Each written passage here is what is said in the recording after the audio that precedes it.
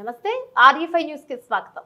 తెలంగాణ వ్యవసాయ మహోత్సవం 2025 పేరుతో నిర్వహించే ఈ కార్యక్రమానికి సంబంధించి బ్రోచర్ విడుదల చేసిన వ్యవసాయ రైతు సంక్షేమ కమిషన్ చైర్మన్ కోదండరెడ్డి, కమిషన్ సభ్యులు కేవీఎన్ Reddy, Gopal Reddy, Bhavani Reddy, agri horticultural society సభ్యులు కోదండరెడ్డి, వ్యవసాయ రైతు సంక్షేమ కమిషన్ కామెంట్స్ పండించే రైతుకు పెట్టుబడి పెరిగింది, లాభసాటిగా ధర రావడం లేదు, వినియోగదారుడికి సరైన నిత్యావసర వస్తువులు దొరక్క పెనుభారంగా మారింది. దేశంలో వ్యవసాయ కమిషన్ పంజాబ్ లో ఉంది, రెండోది తెలంగాణలోనే ఉంది. విశాల దృక్పథంతో సీఎం రేవంత్ రెడ్డి రైతు కమిషన్ ఏర్పాటు చేశారు.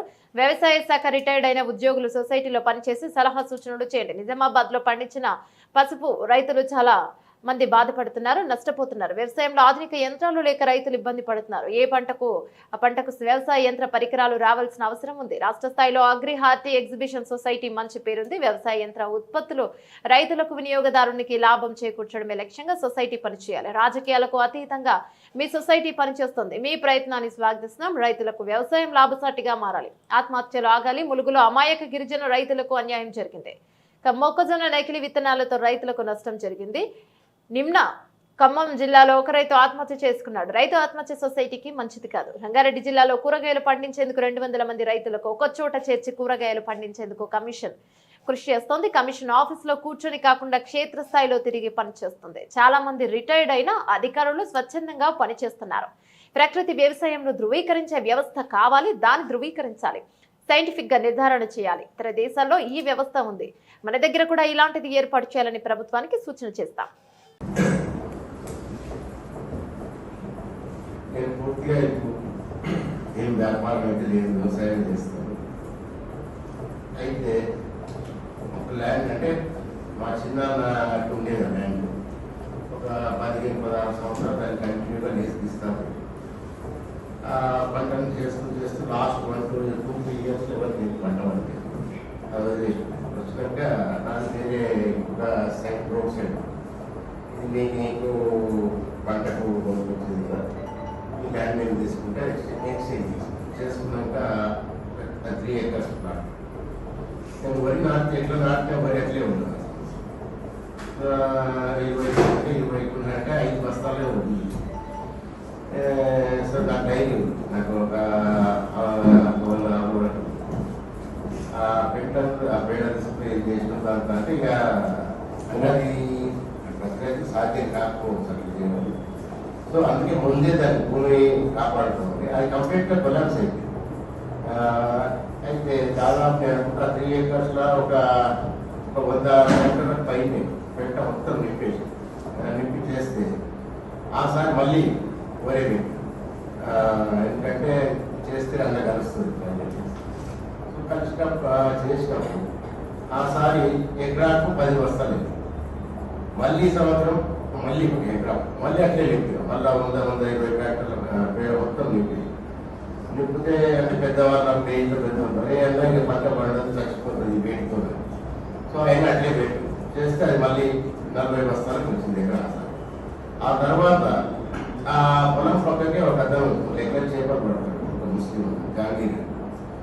అతను రోజు ఇంతకుముందు ఆ ఎర్రలు చేపలు పడడానికి ఎర్రలు వాటి కొరకు ఎక్కడో పోతుంది. ఆ ఊరికి 2-3 కిలోమీటర్ల దూరం వేరే పొలం దగ్గర అక్కడ అవి ఏం చేస్తున్నాం గాంధీ అంటే ఇక్కడ మన ఎర్రలు వచ్చినాయి. మన అయితే చూస్తే ఇంకా పొలంలంతా ఎర్రలు అవి వదులుతాయి కదా, దాన్ని ఏమంటారు మట్టివి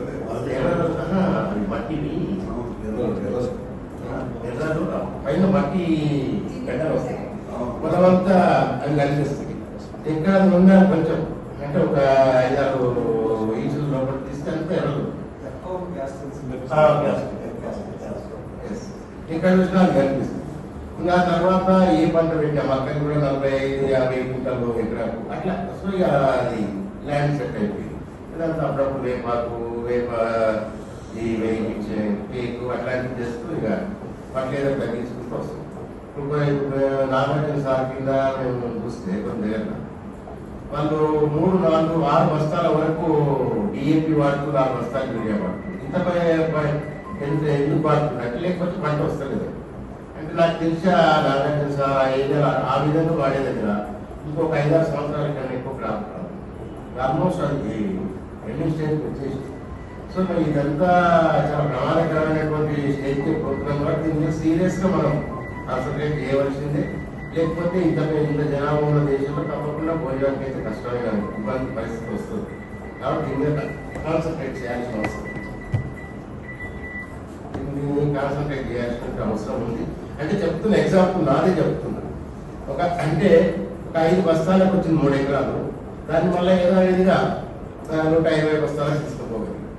కాబట్టి పొలంను కాపాడుకోలేకపోతే మాత్రం కష్టమైన ప్రకృతి వ్యవసాయం అనేది మెల్లమెల్లగా పెంచుకుంటూ రావాలి. సడన్ గా ఒకసారి కాదు, పెంచుకుంటూ రాకపోతే మాత్రం మనం ఇప్పుడు ఆల్మోస్ట్ కొంతమంది చెప్తారు ఇప్పుడున్న పరిస్థితిలో మన పంట పొలాలు 24 పంట కాలాలకి పనికొస్తుంది.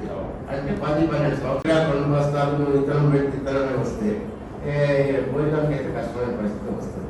కాబట్టి దీని మీద చాలా లోతుగా కాన్సన్ట్రేట్ చేయాలి. మా కమిషన్ కూడా చైర్మన్ గారు కూడా అనుభవంతో చాలా అనుభవాలు, ఆయన కృతాలు వ్యవసాయం చేసిన వాళ్ళు కాబట్టి ఇంట్లో ఉన్న వాళ్ళు కూడా అంత గోపాల్ రెడ్డి అన్న కానీ ఆల్మోస్ట్ అందరూ అంటే ఇప్పుడు ఇంట్లో ఎక్కువ మంది రైతులు ఉన్నాం, పార్ట్ టైం రైతులు ఇంకొక ఇద్దరు ఉన్న పార్టీ ఫార్మర్సే ఉన్నారు. కాబట్టి దీని మీద పూర్తి కాన్సన్ట్రేట్ చేస్తున్నాం. అక్కడ గాంధీ బాబు గారు అన్నట్టు కమిషన్ హైదరాబాద్ ఉంది కాదు, కమిషన్ ఏర్పాటైనప్పటి నుంచి విస్తృతంగా జిల్లాల పర్యటన జరుగుతుంది. మొన్న పల్లి రైతులకు, మిర్చి రైతులకు, కాటన్ రైతులకు ఇబ్బంది వచ్చినప్పుడు హెల్మాల మార్కెట్ కానీ, నాగర్ కర్నూలు మార్కెట్ కానీ ఈ మార్కెట్స్ విజిట్ చేయడం జరిగింది. అక్కడ 5,000-5,500 సిండికేట్ అయినటువంటి వ్యాపారస్తులతో మాట్లాడి 7,000 రూపాయలు పల్లికి వచ్చేటట్టు అంటే వర్క్ చేస్తుంది. చాలా చేతస్థాయికి పోతున్నాం కాబట్టి వాస్తవ విషయాలను అవగాహన చేసుకోగలుగుతున్నాం. ప్రభుత్వానికి ఇప్పటికే చాలా సూచనలు పోతూనే ఉన్నాయి. కమిషన్ చాలా యాక్టివ్గా వర్క్ చేస్తుంది. అందరూ అనుభవాలు ఉన్నారు కాబట్టి దీని మీద కాన్సన్ట్రేషన్ ఉంటుంది. ఇది తప్పకుండా మాకు నమ్మకం ఏంటంటే ఈ 3-4 సంవత్సరాల లోపల తప్పకుండా తెలంగాణ ఈ ప్రకృతి వ్యవసాయంలో కానీ వీటిలో తప్పకుండా దేశానికి అగ్రగామి తీసుకుపోవాలనేది కమిషన్ బలంగా ఆలోచించుకుంటుంది. దాన్ని తప్పకుండా సక్సెస్ చేస్తుంది. ఇప్పటికే చాలా క్షేత్రస్థాయి పోయినాం. ఇంతకాలం పసుపు బోర్డు విషయం చాలా పెండింగ్ ఉంది. నిజాం ఎప్పుడో 30 ఏళ్ళ తర్వాత డిమాండ్ కమిషన్ విజిట్ చేసి పొలాలు పోయిన తర్వాత 8వ రోజు పసుపు బోర్డు ఏర్పాటైంది. రాజకీయాలకు అతీతంగా పనిచేస్తుంది కమిషన్. కాబట్టి ఇవన్నీ ప్రచారం చేసుకోవడం మంచిగా ఉందనే ఉద్దేశంతో చెప్తలేక ఇవన్నీ ఎగ్జాంపుల్ చెప్తున్నాం. అంటే వర్క్ నడుస్తుంది, చాలా పని జరుగుతూనే ఉంది.